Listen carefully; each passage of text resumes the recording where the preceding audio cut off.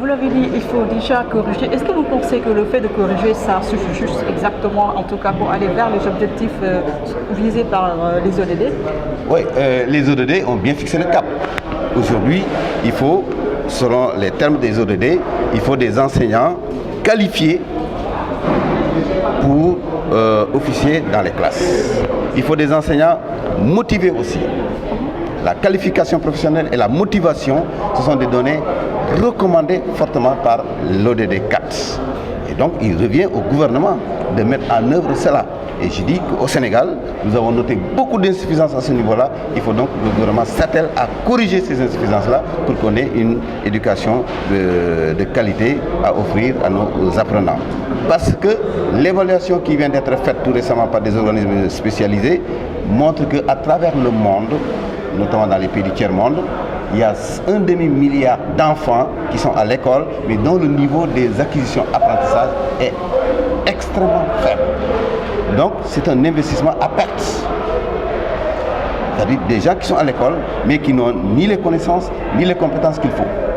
Parce que simplement, les conditions de travail ne suivent pas, parce que la formation des enseignants, la qualification des enseignants et la motivation des enseignants ne suivent pas.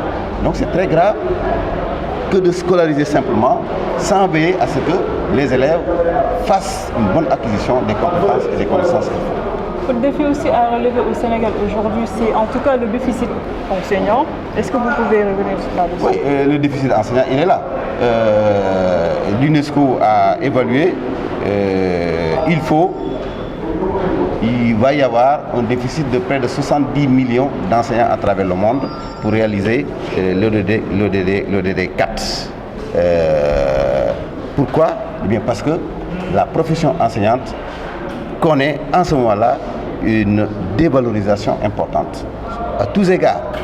Ce qui fait donc qu'elle a perdu son attractivité et donc on a des problèmes pour trouver des enseignants, disons des bons élèves, de bons étudiants qui se destinent à l'enseignement. Et au Sénégal, pour des raisons d'ordre budgétaire, justement, le déficit est important à tous les niveaux du système, aussi bien au niveau du préscolaire, de l'élémentaire, du moyen que du secondaire et au niveau de l'enseignement supérieur, comme je viens de le dire. Parce que là, on a recours systématiquement à des vacataires, à des emplois très précaires, voilà pour donc, faire fonctionner nos universités publiques. Docteur Diaouné, aujourd'hui le Sénégal tombe en tout cas vers une année électorale. Déjà les rumeurs se sont dans le système éducatif avec le préavis du G6. Selon vous, est-ce que réellement on peut attendre à une année scolaire apaisée? Non, l'année scolaire apaisée, dans une année électorale, c'est pas évident. Je pense que c'est vrai que si on tire les leçons du passé, une année scolaire n'est pas toujours très indiquée pour poser des revendications, parce qu'on a, surtout pour les présidentielles, on a un problème d'interlocuteur. Mais toujours est-il que le gouvernement qui est en place a pris des engagements à des échéances précises. S'ils ne les respectent pas, il est évident que les syndicats vont continuer à jouer leur rôle, donc à dérouler, donc à poser des plateformes revendicatives et à mener des actions qu'il faut pour les faire aboutir. Donc il n'est pas exclu que ce soit une année scolaire, que l'année scolaire soit perturbée.